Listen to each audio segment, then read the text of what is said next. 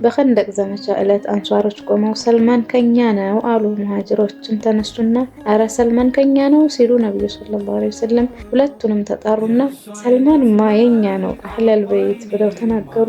ሰልማን አልፋሪስ ረዲየላሁ ዐንሁ እውነትን ፈላጊው ሰልማን አልፋሪስ።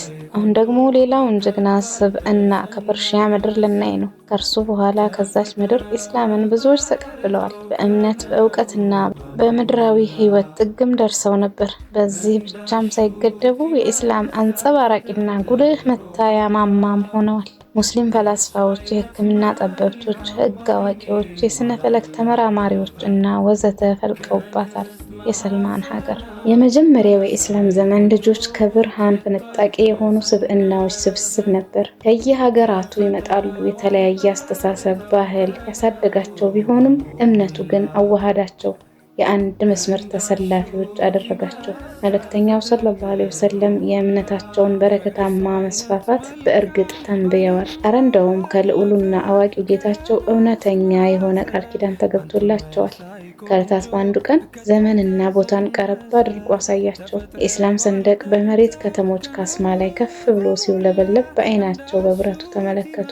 ሰልማን አልፋሪስ ታዲያ የአይን ምስክር ነው። ከነዚህ ክስተቶች ጋር የጠበቀ ግንኙነት አለው። የኸንደቅ ዘመቻ ትውስታ በ5ኛው ዓመተ ሂጅራ የኸንደቅ ዘመቻ ትውስታ መካንና በውስጧ የነበሩትን የአጋሪያን መሪዎች ተገናኝቶ በአዲሱ እምነትና ተከታዮች እንዲሁም በመልእክተኛው ላይ የማያዳግም እርምጃ ለመውሰድና ለማስቆም የአይሁዳውያን መሪዎች ልዑክ ከመዲና በሚስጥር ተንቀሳቀሰ። አይሁዳውያኑ አጋሪያኑን ሊረዷቸውና ሊተባበሯቸው ቃልም ገቡ። ይህች በክደት የተሸፈነች ዘመቻ ተከሰተች። መዲናን ከውጭ በኩል የቁረይሽ ገጥፋን ጦር ሊያጣድፏት፣ ከውስጥ ደግሞ የበኑ ቁረይዟ አይሁዶች ከሙስሊሞች ሰልፍ ያሉ መናፍቃን በአንድ ጊዜ ጨርሰው የታሪክ ትውስታ ሊያደርጓቸው ተነሱ። መልእክተኛው ሰለላሁ ዐለይሂ ወሰለምና አማኞች ክፉኛ ደነገጡ። ያላሰቡትና ያልተዘጋጁበት የሌሊት ሴራ ከፊታቸው ተደቀነ። ዝግጅቱን የጨረሰና መሳሪያ ጥግ ድረስ የታጠቀ ወታደር ወደ መዲና እየቀረበ ነው። ይህን የአማኞችን ሁኔታ ቁርአን እንዲህ ሲል በስዕል መልክ አስቀምጦታል። ኢዝ ጃኡኩም ሚን ፈውቂኩም ወሚን አስፈለ ሚንኩም ወኢዝ ዛገት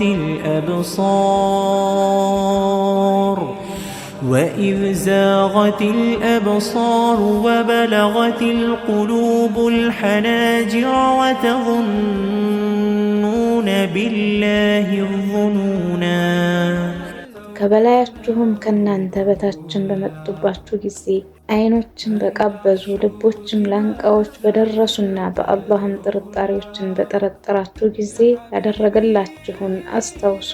ሱረቱል አህዛብ በአቡ ሱፊያን እና በኡየይ ኢብን ሒሳን መሪነት 24000 ጦር ወደ መዲና እየቀረበ ነው። መዲናን በግድያና በጭፍጨፋ ቃጥ አድርገው መሐመድን እና ባልደረቦቹን እምነቱን ለአንዴና ለመጨረሻ ጊዜ ሊገላገሉ ቋምጠው እየገሰገሱ ነው። በእርግጥ ይህ ጦርነት የቁረይሽ ብቻ አልነበረም። ይልቅ ሁሉም ከኢስላም ጋር ጣብ የነበረበት ኢስላምን የወደፊት እንቅፋት አድርጎ ያሰበና ምድራዊ ጥቅሙን ብቻ አምላክ የነበረው ሁሉ ተሰልፎበታል። የመልእክተኛው ሰለላሁ ዐለይሂ ወሰለም ጠላቶች እንደ ግለሰብም ስብስብም አሊያ ደግሞ ብሔር ጭምር ያደረጉት የመጨረሻ ሙከራ ነበር። ሙስሊሞች ራሳቸውን በአስቸጋሪ ሁኔታና ውጥረት ተከበው አገኙት። መልእክተኛው ሰለላሁ ዐለይሂ ወሰለም ባልደረቦቻቸውን ሊያማክሩ ሰበሰቧቸው። በእርግጥ በመጋደሉና መከላከሉ ላይ ተስማሙ። ነገር ግን እንዴት ነው የሚከላከሉት? በዚህ ጊዜ ነበር ባለረጃጅም ባቶችና ባለብዙ ጸጉሩ ሰው ብድግ ያለው።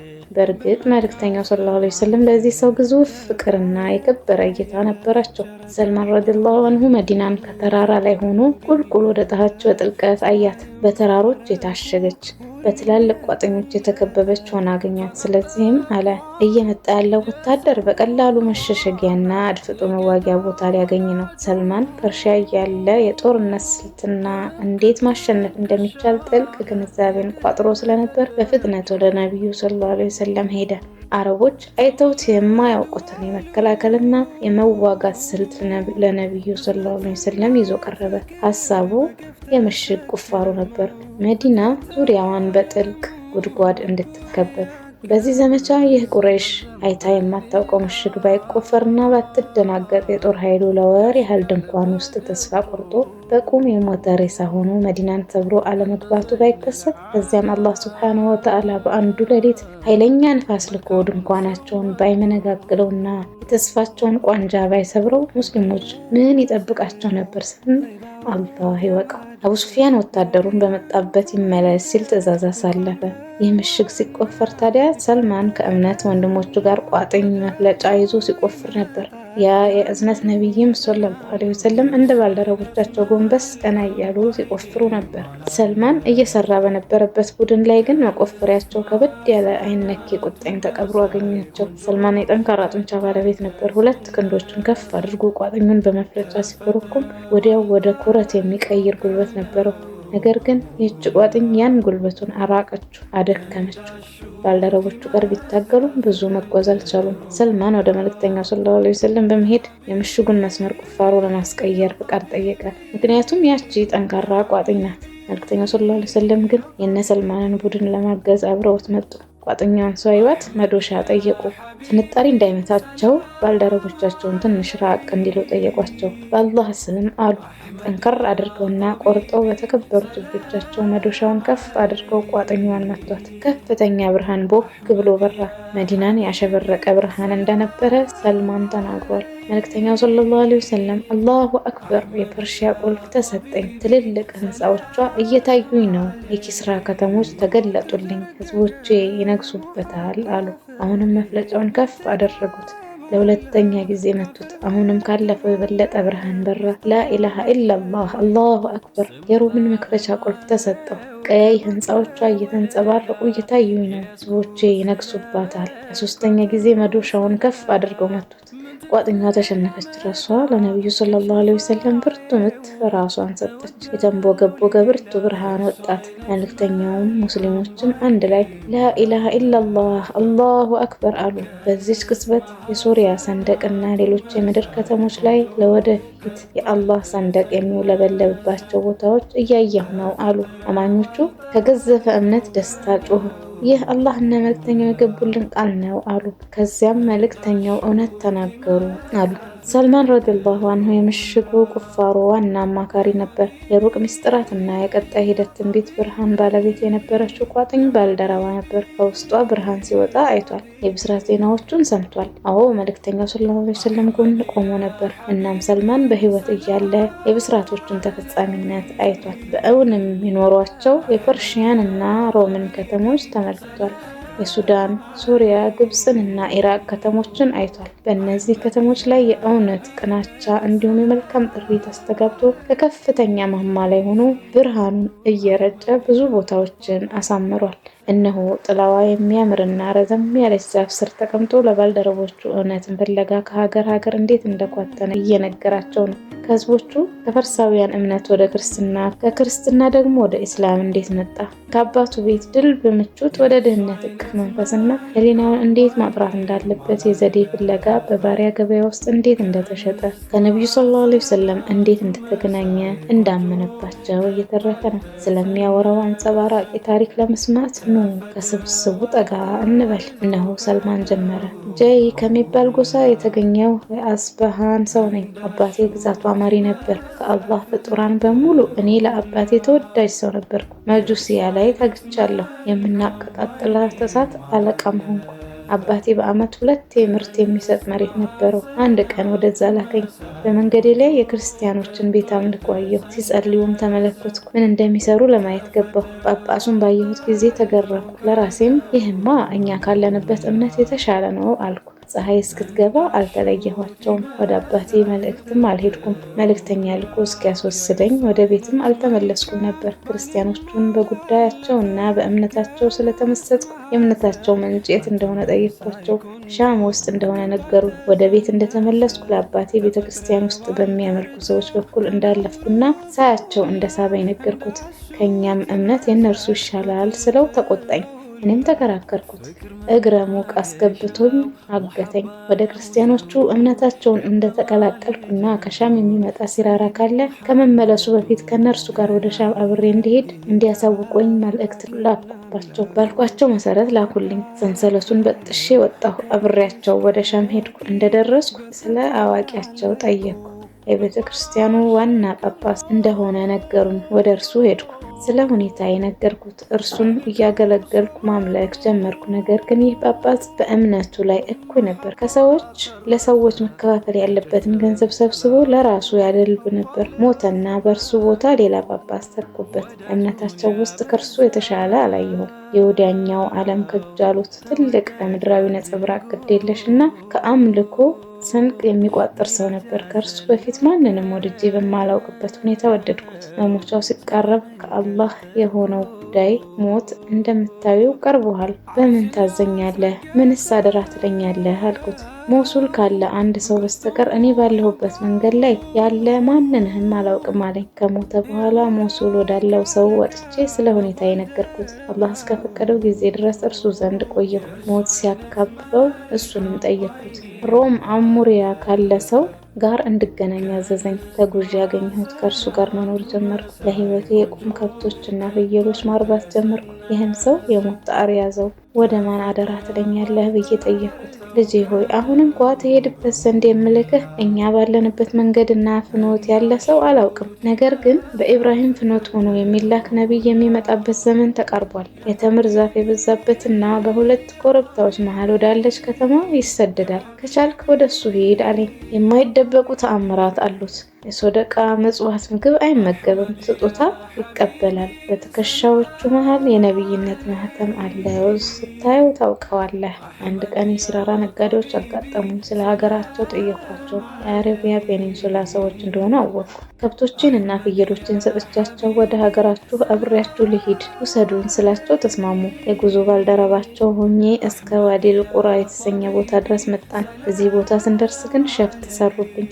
አንድ አይሁዳዊ ሰው ሸጡኝ። ብዙ የተምር ዛፎችን አየሁ። የተነገረችኝ ሀገር ይህች እንደሆነች ተረዳሁ። ለወደፊቱ ያ ነቢይ የሚሰደድባት ቦታ ነገር ግን ሳትሆን ቀረች። ከገዛኝ ሰው ጋር መኖር ጀመርኩ። አንድ ቀን ከበኒ ቁረይዟ የሆነ አይሁድ መጣና ከሰውየው ገዝቶኝ መዲና ወሰደኝ። በአላህ ይሁንብኝ፣ ልክ መዲናን እንዳየኋት ያቺ የተነገረችኝ መሬት ላይ እንዳደረስኩ እርግጠኛ ሆንኩ። በኒ ቁረይዟ መንደር ውስጥ በሰውየው የቴምር እርሻ ውስጥ መስራቱን ተያያዝኩት። ነቢዩም ሰለላሁ ዐለይሂ ወሰለም ተሰደው መዲና ቁባ አረፉ። ከዕለታት አንድ ቀን የቴምር ዛፍ አናት ላይ ነበር። አለቃዬ ከስር ተቀምጧል። አንድ ያጎቱ ልጅ አይሁዳዊ መጣና በኒ ቂላዎችን አላህ ይርገማቸው፣ ቁባ ላይ ከመካ ነብይ ነኝ ብሎ የመጣ ሰው ላይ ይራኮታሉ አለ። ልጁ ንግግሩ እንደጨረሰ የሆነ ነገር ሰውነቴን ወረረኝ። አሳዳሪ ላይ ለወድቅ እስክደርስ ድረስ ዛፊቱ ተርገፈገፈች።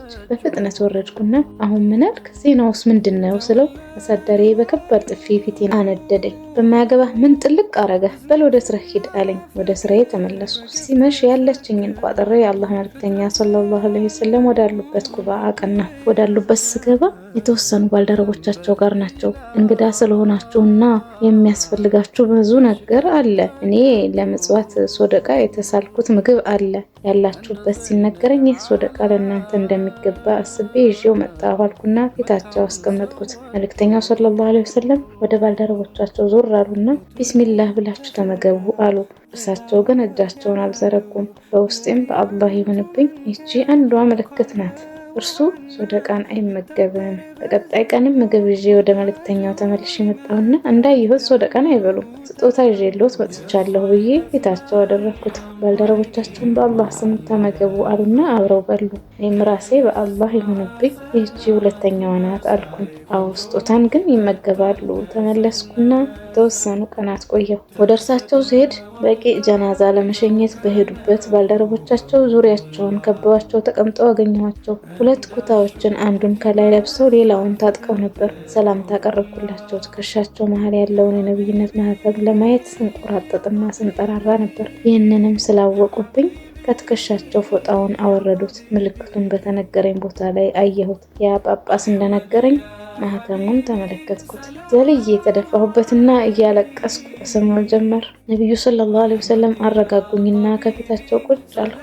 አሁን እንደምነግራቸው ታሪኬን ነገርኳቸው። ከዛ እስልምናን ተቀበልኩ። በባርነት ቀንበር መያዜ በድርና እሁድ ጦርነቱን ከመሳተፍ አገደኝ። አንድ ቀን ነብዩ ሰለላሁ ዐለይሂ ወሰለም ከአሳዳሪ ጋር ከባርነት ነፃ እንዲያደርጉኝ የገንዘቡን መጠን እንድደራደር አዘዙኝ። ተደራደርኩት። ነብዩ ሰለላሁ ዐለይሂ ወሰለም ባልደረቦቻቸው እንዲተባበሩኝ አደረጉ። አላህ ሱብሓነሁ ወተዓላ ከባርነት ነፃ አወጣኝ።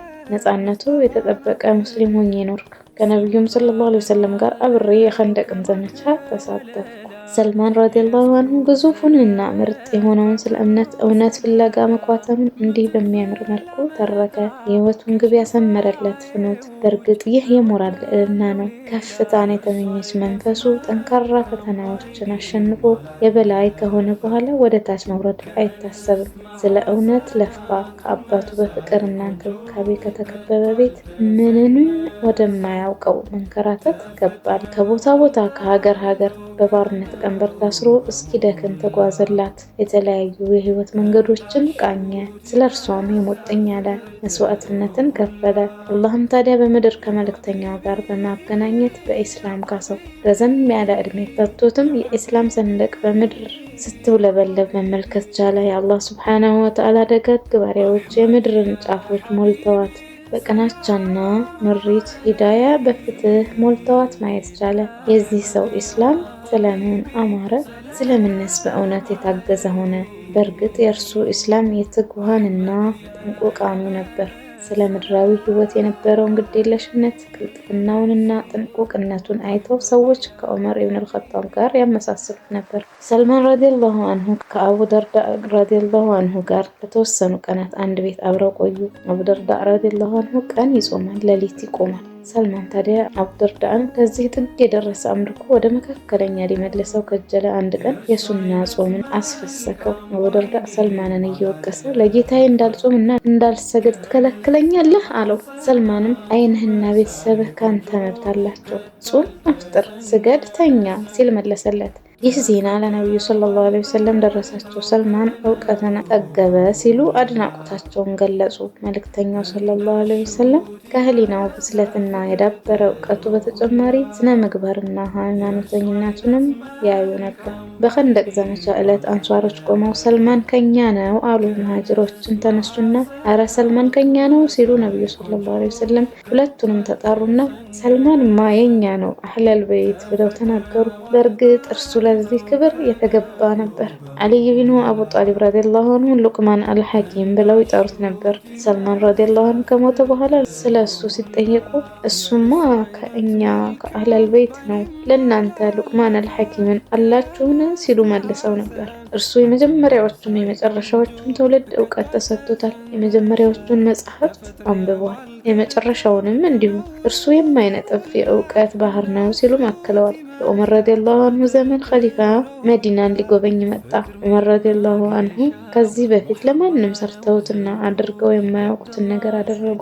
ለመጀመሪያ ጊዜ ባልደረቦቻቸውን ሰበሰቡና አንድ ላይ ሆነን ሰልማንን ወጥተን እንቀበለው አሉ። በመዲና ጎዳናዎች ወጥተው ተቀበሉት። ሰልማን ረዲየላሁ አንሁ ከነብዩ ሰለላሁ ዐለይሂ ወሰለም ከተገናኘ በኋላ ነፃነቱን የተጎናጸፈና ሙስሊም ታጋይና አምላኪ ሆኖ ኖረ። በኸሊፋው አቡበክር ረዲየላሁ አንሁ ዘመን ከዛም ዑመር ረዲየላሁ አንሁ እንዲሁም አላህን ሱብሓነሁ ወተዓላ እስኪገናኝ በነበረበት የዑስማን ረዲየላሁ አንሁ ጊዜ አብረው ኖረዋል። በእነዚህ ወቅቶች የኢስላም ሰንደቅ በየአቅጣጫውና አድማሱ ላይ ይውለበለብ ነበር። ብዙ ገንዘብ እና ድልቦች ወደ እስላማዊ ኸሊፋ መናገሻ መዲና ግምጃ ቤት ይገባ ነበር። ለተለያዩ ሰዎች ሹመት ይሰጣል። የተወሰነ የደሞዝና ጥቅማ ጥቅም ክፍያዎችም ነበሩ። ታዲያ ሰልማን በዚህ ወቅት የት ነበር? በዚህ የድሎት ነጸብራቅ በነበረበት ጊዜ በምን ሁኔታ ይኖር ነበር? አይናችሁን በደንብ ክፈቱና ከዛፉ ስር ቁጭ ብሎ ቅርጫት የሚሰራ ሽማግሌ በአይነ ህሊናችሁ ሳላችሁ፣ አዎ እሱ ሰው ሰልማን ነው። በደንብ እዩት። ከልብሱ ማጠር የተነሳ ተሰብስቦ ወደ ጉልበቱ ደርሷል። ከክቡር ሽምግርናውና ሞገሱ ጋር ለሰልማን በአመት ከ4 እስከ 6 ሺህ ድርሃም በቂው ስለነበር ከግምጃ ቤት ይሰጠው ነበር። ነገር ግን ሁሉንም በሶደቃ ይከፋፍለዋል። አንዲትም ድርሃም አይጠቀምም። እንዲህ የሚል ነበር፣ ዑመር ኢብኑ አልኸጣብ እንዳልሰራ ቢከለክለኝም ግን በ1 ድርሃም የተምር ሰበዝ እገዛለሁ፣ በእርሱም ቅርጫት እሰራለሁ፣ በ3 ድርሃም ሸጠዋለሁ፣ 1 ድርሃም ለስራው መልሳለሁ፣ 1 ድርሃም ለቤተሰቦቼ በቂ ስለሆነ አስቤዛ እሰጣለሁ፣ ሶስተኛውን ድርሃም ደግሞ ለሶደቃ እሰጣለሁ። አዎ የሙሐመድ ሰለላሁ ዐለይሂ ወሰለም የዘመናት የኩራት ካባ ነው። ምናልባት አንዳንዶቻችን ስለ አቡበከር፣ ዑመር እና አቡዘር ረዲየላሁ ዐንሁማ እና መሰል ወንድሞቻቸውን ቀለል ያለ ህይወታቸውን እና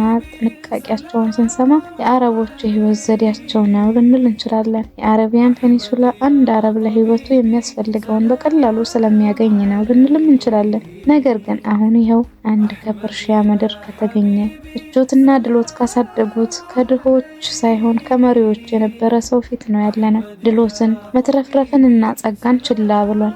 በእጅ ስራ ውጤቱ በአንዲት ድርሃም ብቻ ተብቃቅቷል። ስልጣንን በሩቁ ሸሽ ነበር። እንዲህ የሚል ነበር፣ በሁለት ሰዎች ላይም ቢሆን እንኳን መሪ ላለመሆን አፈር መመገብ ካለብህ አድርገው። ወደ ጂሃድ ሜዳ መሪ ከተደረገ እያለቀሰና እየፈራ ይቀበላል። ስልጣንን ወይም በሰዎች ላይ መሾምን ይጠላል። በግዴታ ከተሾመ ደግሞ ገንዘብ ተቀብሎ አይጠቀምም። የእጅም ስራ ውጤት ብቻ ይጠቀማል። ሂሻም ከሐሰን እንደዘገቡት ለሰልማን 5000 ድርሃም ይከፈለው ነበር። 3000 ሰዎች መሃል ግን አንዲት ካባ ግማሹን አሸርጦ ግማሹን ለብሶ ኹጥባ ያደርግ ነበር ብለዋል። ደሞዙ ሲወጣ ወደ ሌላ ያሳልፈዋል፣ በሶደቃ ይከፋፍለዋል። የእጅ ስራ ውጤቱን ነበር የሚመገበው። የጸጋ ወልድ የስልጣኔ እንክብካቤ ሆኖ ሳለ ይህ ሁሉ ምድራዊ ግዴለሽነት ከየት የመጣ ያውን ፐርሺያዊ ሆኖ? እስኪ የሞት ፍራሹ ላይ ሆኖ ሊነግረን ነው። ምላሹን ከእርሱ እንስማ። ምጡቋ ነፍሱ አዛኙንና ሀያሉን አላህ ለመገናኘት እየተዘጋጀች ነው። ታሞ በተኛበት ሰዕድ ኢብን አቢ ወቃስ ረዲየላሁ ዐንሁ ሊጠይቀው ገባ።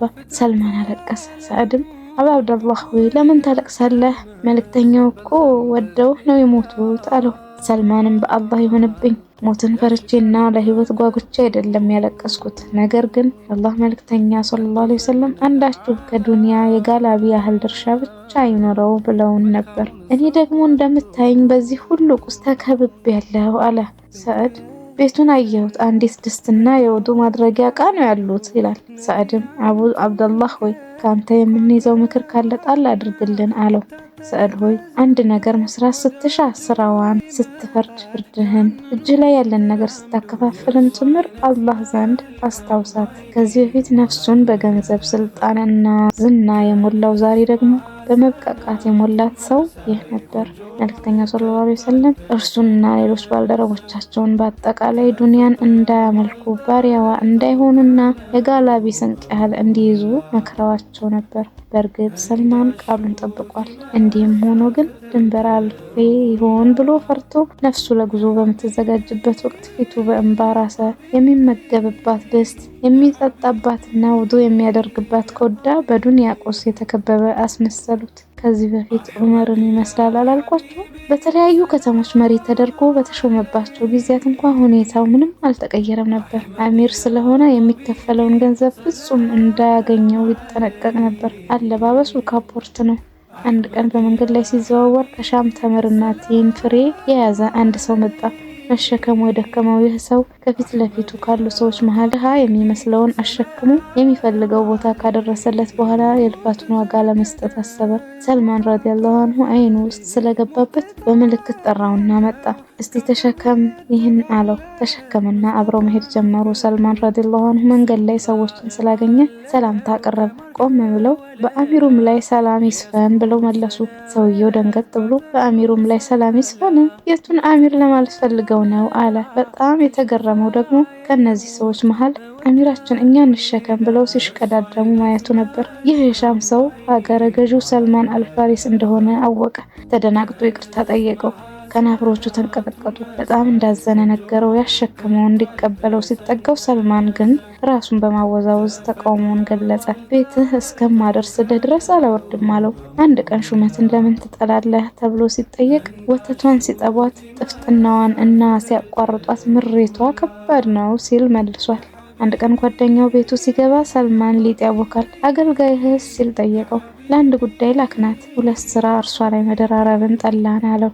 የሰልማን ቤት እያለን ስናወራ ነበር። ቤቱ ምን ይመስላል? እስቲ በደንብ እናውራው። ሰልማን ቤቱን ማሰራት የፈለገ ጊዜ ግንበኛውን እንዴት ነው የምትገነባው ግን ሲል ጠየቀው። ግንበኛውም ቀድሞ የሚረዳና ንቁ ስለነበር እንዲሁም የሰልማንን ምድራዊ ግዴለሽነትና ጥንቁቅነት ስለሚያውቅ አታስብ፣ ቤትህን ከፀሐይ ሙቀትና ብርድ የምትጠለልበት ስትቆም ጭንቅላትህን፣ ስትተኛ እግርህን የሚነካ አድርጌ ነው የምሰራልህ አለው። ሰልማንም አበጀህ፣ እንደሱ አድርገህ ስራው አለ። ሰልማን ላፍታ እንኳ የሚመካበት ምድራዊ ሀብት፣ ነፍሱ የምትንጠለጠልበት አንድም ነገር አልነበረውም። ነገር ግን ለባለቤቱ ባድራ እንድታስቀምጥለት ያዘዛት ዕቃ ነበር።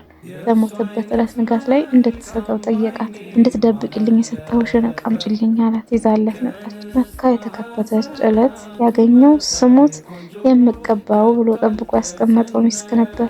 ውሃ የያዘ ዕቃ እንዲቀርብለት አዘዘ። ሚስኩን ከውሃው በእጁ ደባለቀው። ለባለቤቱም ዙሪያዬን እርጩ፣ አሁን ምግብ የማይመገቡ የአላህ ፍጥራን ይመጣሉ፣ ሽቶ ግን ይወዳሉ አላት። በሩን ክፈችውና ቁጭ በይ አላት። ያዘዛትን ፈጸመች። ከትንሽ ቆይታ በኋላ ስታየው ነፍሱ ከገላውና ዱንያ ተለይታለች። የላይኛውን ዓለም ተቀላቀለች። ቀጠሮዋን ለማክበር በናፍቆት ክንፍ ወደ ነቢዩ ሙሐመድ ሰለላሁ ዐለይሂ ወሰለምና ወደ ባልደረቦቻቸው አቡበክርና ዑመር ተጓዘች። ስለ እውነት ለኳተነው ሰልማን አላህ ይዘንለት። አሚን። የእርሱ አይነት መልካም ባይኔም አላለፈ ከንስት ማህፀን አንቱን መሳይ ቆንጆ ከቶ አልተዘነሰ።